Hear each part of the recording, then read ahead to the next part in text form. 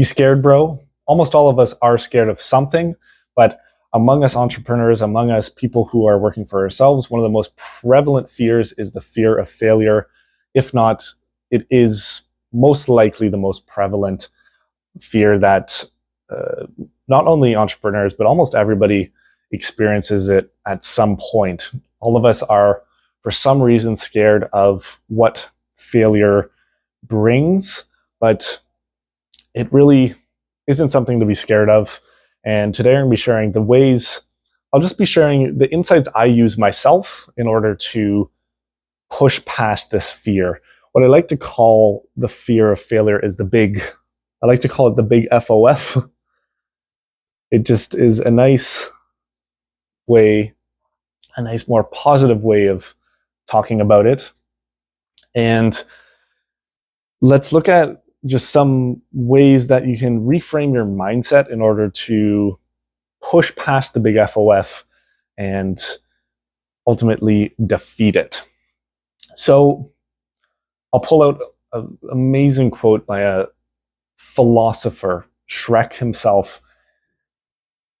I think I actually don't know it off the top of my head, but it's something along the lines, onions have layers, ogres have layers too.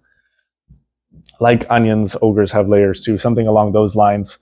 And we can look at fears or fear of failure, fears of any sort have layers. And those layers are comprised of the questions that are associated with them, the questions we ask ourselves that create this fear. They're the what ifs that we ask ourselves unconsciously. What if we fail?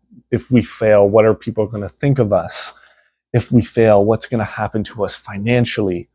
And the way to get past these layers, these questions, is to identify them. One exercise you can do is write them down, identify all the questions you're asking yourself, and then debunk them. Most of the time, these questions, these what ifs we're asking ourselves are works of fiction. They're fictional ideas, they're story books, they're fairy tales, but they're the things that itch at the back of our brain. And for some reason, our brain loves to create fear. Second thing we can do is, this is probably the easiest way to combat it because it's the most common way that our mind is creating the fear of failure, is, are we really, I'll draw a visual example here.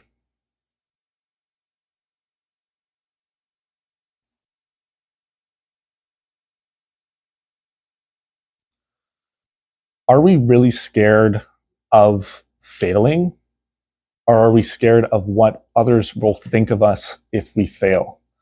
Most of us are simply thinking of what others will think of us if we fail, and that is what we're scared about. We're not scared of the actual failure itself, but we're scared of what these others will think of us if we do, in fact, have a failure of any sort. And this is often what it comes to when, if you're a new entrepreneur, this is ultimately what you're scared of. If you're pursuing that new idea, that new business idea, and you're pushing towards it, putting all that effort into it, you're scared of what your parents, your friends will think of you if that idea doesn't turn out.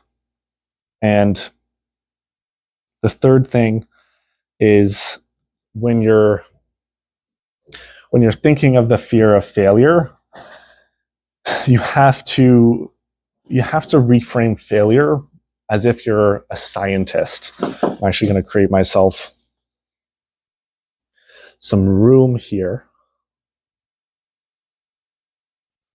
Think of yourself as a chemist in a laboratory or a biologist that is performing tests of some sort. You're performing a test on a new cure for cancer. And think of the failures you're going to experience when you're trying to find that cure for cancer. As a scientist, what do you use those failures for? You use them as data. That is why, as an entrepreneur, as someone who's pursuing something, in order to get past this fear of failure, you have to be a scientist. You have to use the failures as data in order to complete your goal and achieve success. Every single failure you experience will be a data point in order to take you along your journey up the staircase towards success. And that's all I have for today. Those are the insights I use. This is my favorite one, is just reframing failure as data, as feedback for yourself. Because ultimately, if you're a new entrepreneur and you're pursuing something new, there's no way you're not learning something along the way. If you're actually working, you're actually learning skills, you're collecting data, you're collecting skills in order to ultimately achieve your goal. And I guess to conclude this video, the way you beat and stop your fears of failure is, to sum it up lightly, is you just have to keep pushing. And when you keep pushing and you keep collecting your data points, you keep collecting your let's draw a little arm here with some muscles. You keep collecting your skills along the way. There is no way you can fail. You're going to be learning. You're going to be collecting new skills, and you're going to be, when you've stacked up all this evidence, all this data, you're going to find that cure for cancer. You're going to find your goal. You're going to find success in your life. And you're going to find ultimately whatever you're looking for.